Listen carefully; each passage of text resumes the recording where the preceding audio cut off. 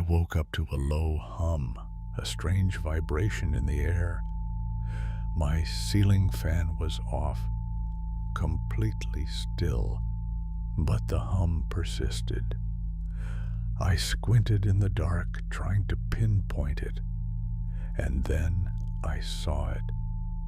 Right in the center of the fan, where the motor housing met the blades, was a single dark eye. It was tiny, unblinking, and utterly black, like a polished stone. It wasn't a defect, not a shadow. It was there, embedded in the plastic, staring straight down at me. The hum grew louder, a deep, resonant thrum that vibrated through my bones. I tried to scream, but no sound came out.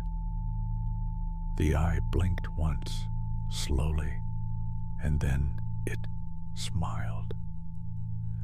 The fan blades began to spin, slow at first, then faster, blurring the monstrous thing into a dark smear. I could still feel it watching, rotating above me, even as I buried myself under the covers, knowing it would be there when I finally dared to look again.